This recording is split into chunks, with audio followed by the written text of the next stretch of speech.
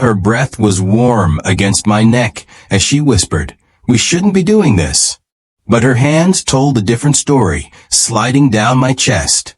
The air was thick with tension, the kind that begged to be broken. I felt her fingers tighten around me, hesitation fading into something darker, something we couldn't stop. The rain tapped against the window, a soft rhythm that barely masked the storm brewing inside me. I wasn't supposed to be here. I wasn't supposed to want this. But some things can't be undone once they start. It all began on a regular afternoon. My name is Liam. I'm 18. That day, I went over to my best friend Jake's house, like I had so many times before. But Jake wasn't home. His mother, Olivia, opened the door. And everything changed. She stood there in a tight, off-shoulder sweater, her dark hair falling in loose waves. I had seen her 100 times before, but never like this. "Jake's out," she said, leaning against the doorway. "He went to the park, but you can come in and wait." I hesitated for only a second. Then I stepped inside.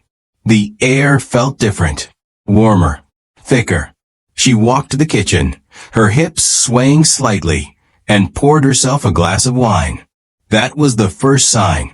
"You've grown up, Liam," she said, her voice smooth, almost teasing. "I still remember when you were just a kid running around this house." I swallowed hard, my stomach twisting. I suddenly felt hyper-aware of myself, of her eyes on me. Then she walked closer, just a little too close. Her perfume wrapped around me, intoxicating. She ran a finger along the rim of her glass, her nails painted dark red. Her lips curled into a small smile, and I knew this was dangerous. "Sit down," she said, her voice low. I sat. My heart pounded. She watched me, her gaze lingering like she was searching for something.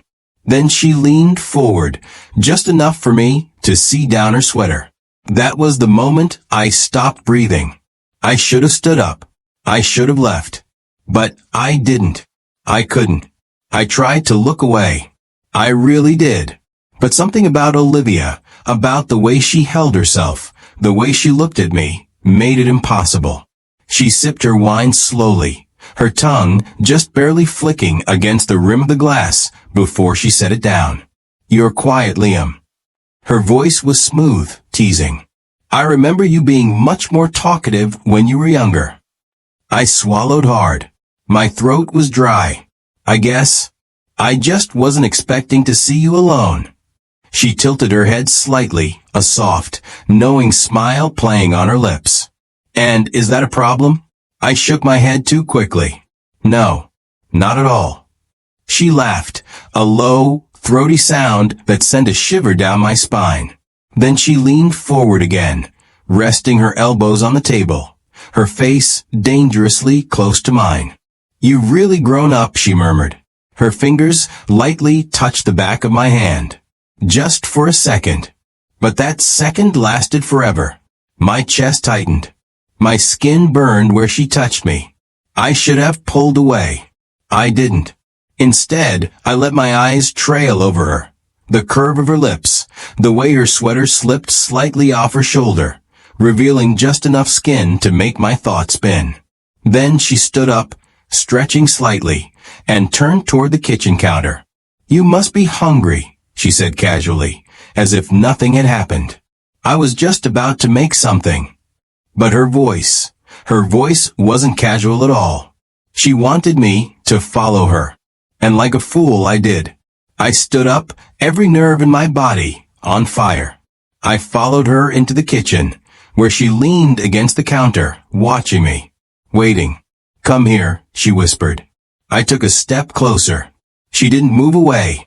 Instead, she reached out, fingers grazing my arm, trailing down slowly. My breath hitched.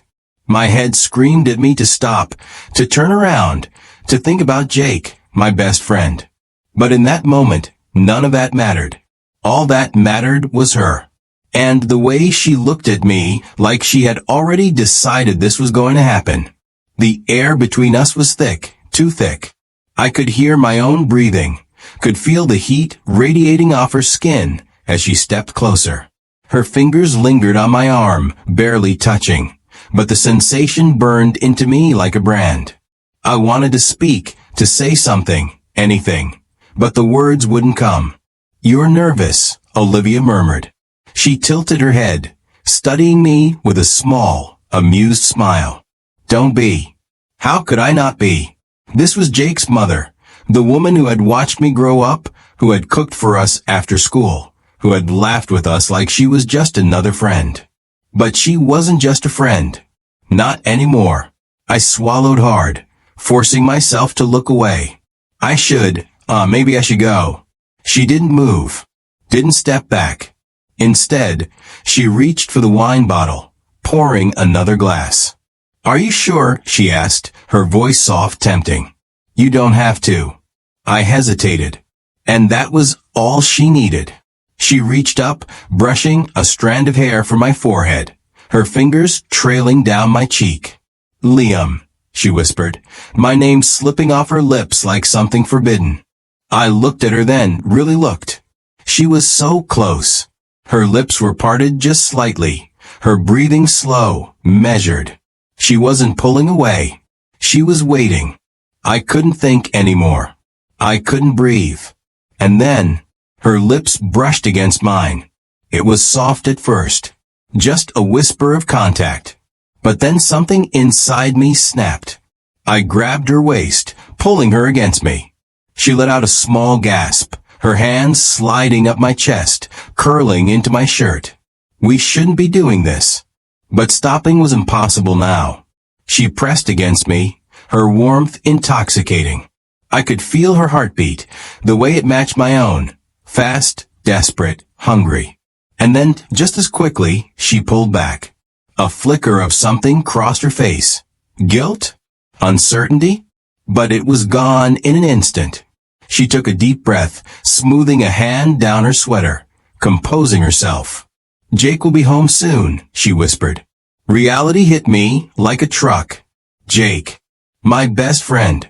What the hell was I doing? I stepped back, running a hand through my hair. I should really go. But Olivia only smiled. Not the warm, motherly smile I had seen growing up. This one was different. This was a promise. "You'll be back," she murmured. And she was right. I left that day. But I couldn't stay away. I didn't want to stay away. I told myself I wouldn't go back. I lasted 3 days. 3 days of trying to pretend nothing had happened. 3 days of avoiding Jake, avoiding his calls, making up excuses. 3 days of lying in bed, staring at the ceiling, remembering the way she felt pressed against me, the way she whispered my name like it meant something. And then, on the 4th night, my phone buzzed. "Olivia, come over." 2 words. That was all it took. I didn't think. Didn't hesitate. I grabbed my keys and walked out the door. By the time I arrived, it was late. Jake wasn't home. He was out with friends, just like she had planned. She opened the door before I could even knock, her eyes dark with something unreadable. No words were spoken. She pulled me inside, shutting the door behind us. And then, her lips crashed into mine. It wasn't soft this time. It wasn't hesitant. It was desperate. Fierce. Like we both knew there was no turning back. I lifted her, pressing her against the wall. She gasped against my mouth, her fingers tangling in my hair, pulling me closer. She tasted like wine and something sweeter, something that belonged to me now. That night, something shifted. It wasn't just a mistake anymore. It was an addiction. And I had no intention of stopping. Days turned into weeks. I was at Jake's house more than ever, but not for him. Every moment we could steal, every touch, every whispered secret. It became our new reality. She would brush past me in the kitchen, her fingers trailing against mine when no one was looking. She would text me in the middle of the night, knowing I would come. And I always did. But secrets don't stay secrets forever. One evening, Jake and I were playing video games in his room when his mom knocked on the door. "Liam, can you help me with something downstairs?" Jake didn't even look up. "He's in the middle of the game, Mom." But Olivia's eyes locked onto mine. "Now," she said. I swallowed hard, setting down the controller. "Be right back," I muttered. As soon as I stepped into the hallway, she grabbed my wrist, pulling me into her room. The door clicked shut. Her hands were on me before I could speak, her lips claiming mine in a kiss that sent fire straight to my veins. "We don't have much time," she whispered against my mouth. I should have been scared. Jake was right downstairs. But fear had no place in this. I wanted her too much to care. I should have known it wouldn't last. Secrets like ours always come crashing down.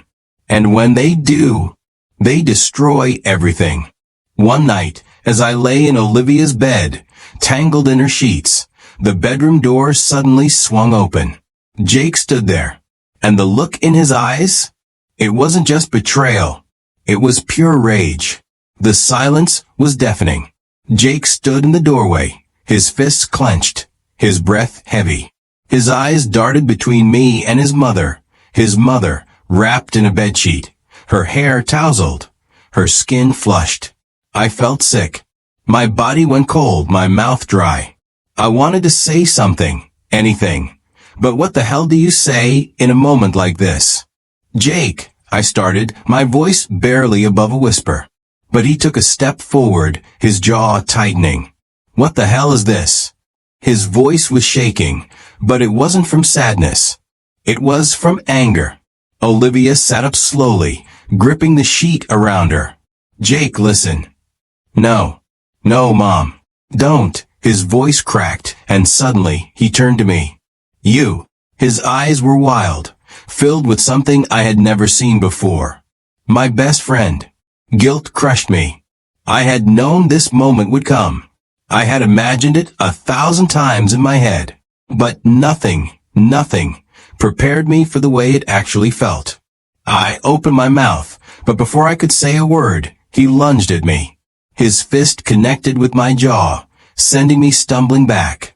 Pain exploded through my face, but I barely felt it. Because what hurt more was the look in his eyes. Betrayal. Disgust. Hatred. I had ruined everything. "Get the hell out of my house," Jake growled. I looked at Olivia, desperate for something, some kind of explanation, some kind of way to fix this. But she just sat there, silent. She didn't beg him to stop. She didn't tell him it was all a mistake. She just watched. And in that moment I realized I was alone. Jake shoved me toward the door. "Get out," he yelled again. I stumbled down the hallway, my mind spinning. Everything was a blur. The walls, the floor, the sound of my own heartbeat pounding in my ears. I barely remembered getting to my car. I barely remembered driving away. But the second I pulled into my driveway, I slammed my hands against the steering wheel and screamed. Because I knew I had lost my best friend. And I didn't know if Olivia was even worth it. The next few weeks were hell. Jake blocked my number. He ignored me at school. If I even looked in his direction, he walked the other way. People started whispering. I didn't know if he had told anyone, but something was different. I wasn't Liam anymore. I was that guy. The guy who betrayed his best friend. And Olivia? She didn't text. She didn't call. She vanished. At first, I told myself it was for the best. That maybe this was how things were supposed to be. But the longer the silence stretched, the more it ate me alive. I had given up everything for her. And she was just gone. Until one night. I was lying in bed, staring at my phone, when it finally lit up. "Olivia, I need to see you." I met her at a motel on the edge of town. She was already inside when I arrived, sitting on the bed, her hands folded in her lap. She looked different. Tired. Like the weight of everything was finally crushing her. I closed the door behind me, my chest tight. "What's going on?" She didn't answer right away. Then, finally, I'm pregnant. The air left my lungs. My heart stopped. No, this wasn't happening. I stared at her, waiting for her to say something else, waiting for her to tell me it wasn't mine. But she didn't. She just looked at me, her eyes searching mine, waiting for me to understand. This was real. And suddenly everything became more complicated. I felt like I was drowning.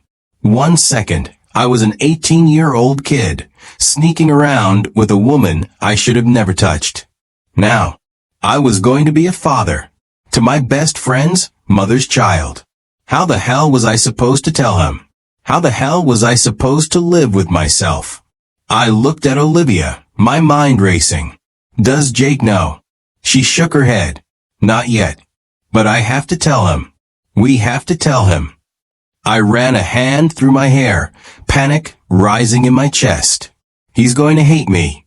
She sighed, looking down. He already does. The words cut deeper than I expected. I sank onto the bed beside her, my hand shaking. What do we do? She turned to me, placing a hand on my knee. We figured out, she whispered. Together. For the first time in weeks, I felt a flicker of something I had lost. Hope. Maybe we could fix this. Maybe we could make it work. Maybe, just maybe, this wasn't the end. But I was wrong. This was only the beginning. 2 days later, Jake found out. And this time, he didn't just want to fight. He wanted revenge. And he knew exactly how to get it. Because Olivia, she wasn't as loyal to me as I thought. And soon, I would learn the hard way. That I wasn't the only one she had been keeping secrets from. The morning I found out, I was at work. I hadn't been expecting a call, but it came. It was Jake. I stared at my phone for a second, my heart hammering in my chest. I hadn't heard from him in days. Not since that night. The night everything fell apart. I answered it, my voice shaky. Jake. He didn't respond right away. The silence on the other end felt like it was swallowing me whole. Then, finally, you really think I didn't know? His voice was cold, flat. There was no trace of the best friend I once knew. What? He let out a short, bitter laugh. You think I'm an idiot? That I wouldn't find out eventually? The blood drained from my face. My throat went dry. Jake, listen, Don't, he interrupted, his voice rising now, thick with anger. Don't you dare try to explain. I don't want to hear it. I don't want to see you. My pulse was racing, my hand shaking. This wasn't happening. This couldn't be happening. I wanted to beg him to understand. I wanted to tell him that I never meant for any of this to happen. But I couldn't get the words out. You fucked up, Liam, Jake spat. You fucked up big time. And before I could say another word, he hung up. I stood there, the phone still pressed to my ear, the weight of his words crushing me. I had never felt more alone. The next few weeks were a blur. I tried to reach out to Jake, tried to explain myself, but every attempt was met with rejection. Olivia, too, had become distant. She didn't return my calls or texts. I didn't know what to do anymore. I had destroyed everything. My friendship. My future. And Olivia? She wasn't answering my calls either. I spent night after night thinking about her. About what we had. About how good it felt when I was with her. How it made me feel alive in a way I had never experienced before. But that feeling, it came at a price. The price of losing everything. One day, I decided to go to her house. I didn't want to. I didn't know if it was even the right thing to do, but something inside me pushed me forward. I knocked on her door. No answer.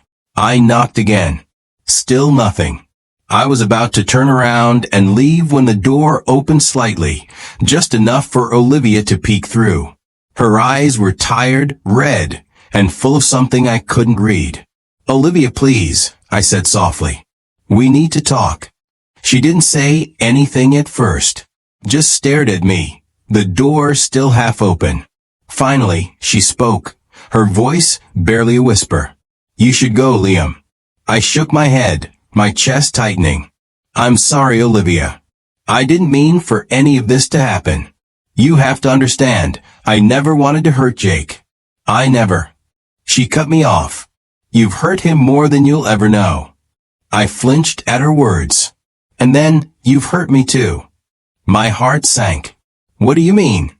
She opened the door wider, inviting me in, but I hesitated.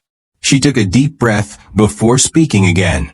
"I should have never let it go this far, Liam. I was weak. And now we're both paying for it." I took a step inside. The house felt empty. The air was thick with tension, as if everything had changed and nothing could ever be the same.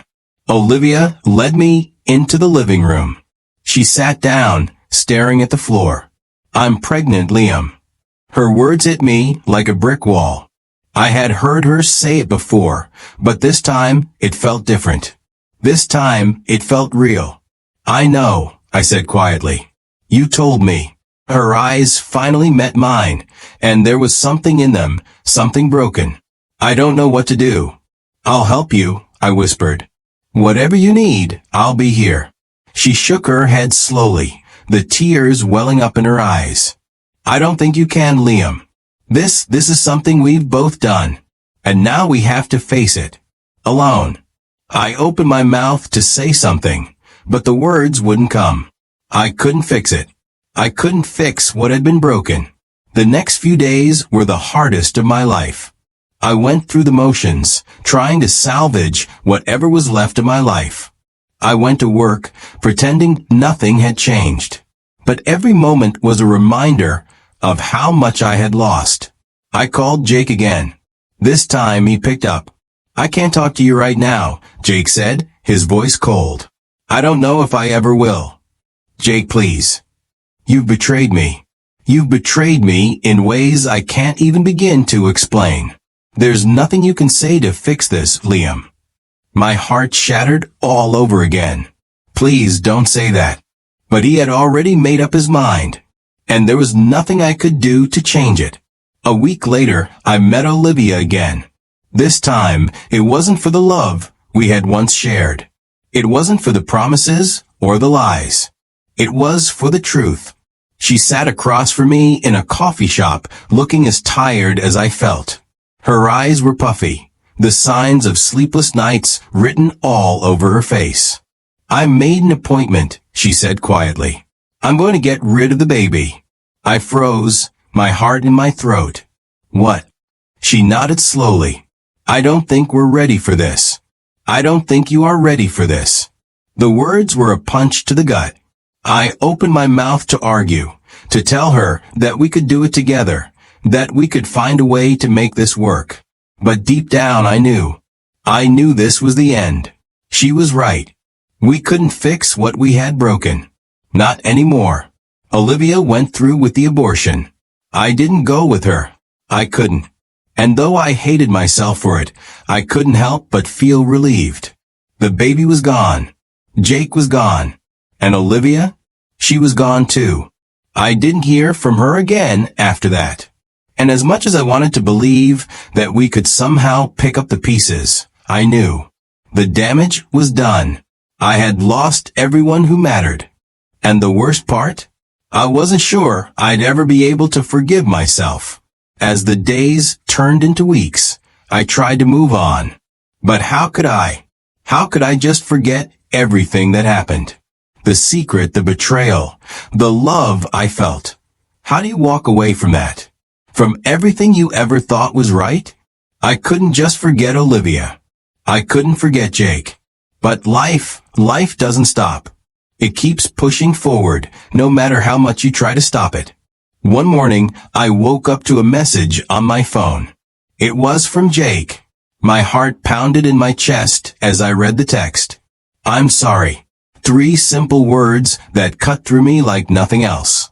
I sat there, staring at the screen, unsure if it was real. I wanted to call him. I wanted to scream at him. I wanted to tell him that he was still my best friend, no matter what had happened. But instead, I did nothing. I let the message sit there for a moment. And then, just as I was about to reply, my phone buzzed again. Another text from Jake. I miss you, man. We need to talk. It took everything in me to hold back the flood of emotions that rushed in. Jake had reached out. After everything. After how badly I'd hurt him. I grabbed my keys, my heart racing as I drove to the one place I never thought I'd go again. Jake's house. When I pulled up, I saw him standing outside. He looked different, tired, but hopeful. When our eyes met, there was this awkward silence between us, but then he smiled. Liam, he said, his voice breaking slightly. I walked up to him, and for the first time in what felt like forever, we hugged. Not as friends pretending nothing had happened, but as two guys who'd been through hell and somehow found their way back to each other. Jake and I spent hours talking that day. We talked about the past. We talked about Olivia, about everything. There were tears, yes, but also laughs. There was closure, something I didn't even realize I needed. And then something incredible happened. Jake and Olivia. Well, they weren't exactly together, but they had found a way to be okay with everything. They weren't holding grudges anymore. They had both moved forward. And even though the road was messy and filled with mistakes, there was hope. Real hope. Hope that things could heal. Hope that we could all move on from the past and start fresh. I realized in that moment that life doesn't always give you perfect answers. Sometimes it's about finding peace in the middle of the chaos.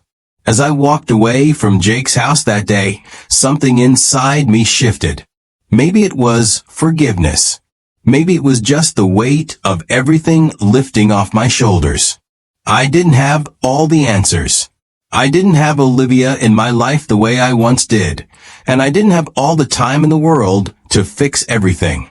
But what I did have was myself, and a chance to build something better from here on out. For the first time in a long time, I felt like I could finally move forward. It wasn't easy, but it was the only choice I had. And sometimes that's enough. So, what do you think happens next? Do Jake and I finally get back to being the best friends we once were? Do Olivia and I cross paths again? Or is there something even more complicated around the corner? Don't miss the next part of the story to find out. Subscribe, like, and comment your thoughts. Let me know if you want me to continue this journey with you. The twists aren't over yet. Trust me, you won't want to miss what happens next.